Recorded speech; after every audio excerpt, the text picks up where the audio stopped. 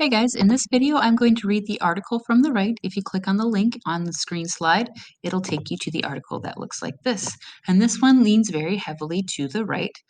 As we read, remember, we are going to look for what are the causes of this um, Texas power outage, according to the article, and what are possible solutions presented in the article. Politics, green energy shift, COVID-19 restrictions ravaged Texas. Last week, Texas experienced a cold snap that resulted in serious statewide damage, death, and destruction.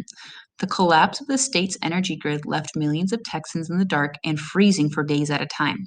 Tragically, at least 30 people died. There are many reasons why, ooh, that sounds like something we should take notes on. Texas became like a third world country, and we should be careful not to pin all the blame on just one factor. So they haven't said the causes, but it sounds like they're going to soon. But it seems clear that the disaster was to a large degree caused by political decision to shift toward green energy generated from solar and wind and by Governor Abbott's authoritarian COVID restrictions.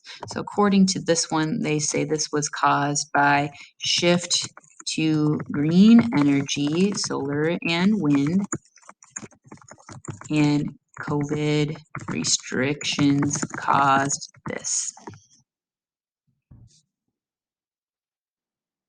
Abbott, who won Wind Leadership Award just this month, oversaw the near collapse of wind energy generation last week. Yet the politicalization of energy generation in favor of green alternatives over natural gas and fossil fuels, which is mainly what's produced in Texas, has led to the unintended consequences of freezing Texans facing multiple millions of dollars in property damage and worse. Additionally, federal emissions and other restrictions forced Texans to beg Washington for permission to generate power at higher levels in anticipation of unprecedented demand. So they said federal emissions and restrictions forced Texans to ask Washington for permission. Governor Abbott finally received permission from the Department of Energy on February 14th, but by then many facilities found themselves offline due to freezing conditions. So they didn't get permission from Washington to generate power at a higher rate. You could go ahead and add that to your notes.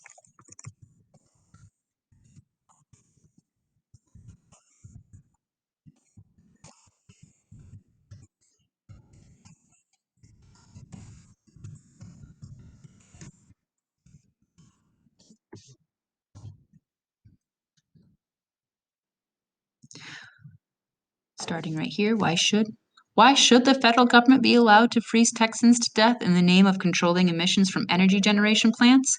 It's a classic example of politics over people. I guess if you want to make a Green New Deal omelet, you have to break a few eggs. While Governor Abbott was quick to blame energy generators and even the State Electric Reliability Council of Texas, NBC News in Dallas reported that ERCOT, this Electric Reliability Council of Texas, did not conduct any on-site inspections of the state's power plant to see if they were ready for this winter season.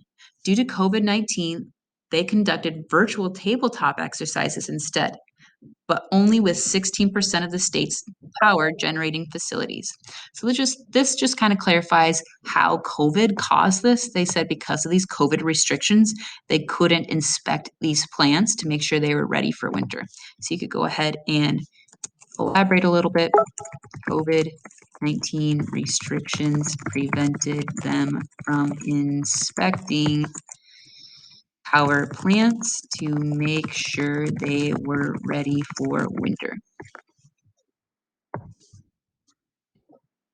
Governor Abbott's authoritarian COVID executive orders, at least indirectly, led to lax inspection, maintenance, and winterization of wind and other energy generation plants.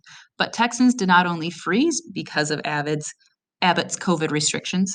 For the better part of a year, thousands of businesses have been destroyed. Recovering drug addicts and alcoholics have relapsed. Depression and suicides have skyrocketed. So now they kind of completely shift gears and they're talking about these COVID restrictions. And we're going to go ahead and continue reading to see how this is linked to our current event about Texas. Children have been deprived of education. And for what? Texas, with Abbott's restrictions, fared no better than Florida with no restrictions when it came to COVID cases and deaths. The Texas governor knew that months ago when the data from Florida proved that lockdowns, masks, and other restrictions had no effect. but he refused to change course. He refused to follow the brave lead of Governor Ron DeSantis, Republican of Florida, and to open Texas completely. Politicians too stubborn or fearful to change course when facts dictate otherwise do not deserve to remain in office. Governors Gavin Newsom in California and Andrew Cuomo in New York are finally facing consequences for their COVID authoritarianism. When the smoke clears, and it's rapidly clearing, many more of these petty tyrants will fall. The list of deposed COVID tyrants may well include Texas Governor Greg Abbott and the slumbering Texas state legislator as well. Let's hope Texans and all Americans will learn from this and more forcefully demand their God given liberty. So he kind of goes on a rant about halfway through talking about like these COVID restrictions and how they're terrible. And indirectly, he's kind of saying that we need to solve this problem by getting rid of COVID-19 restrictions.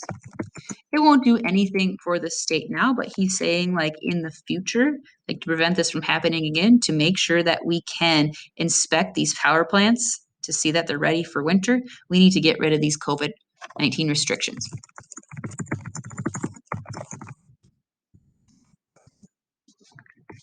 Right. So that is the read aloud in the notes for the right leaning article.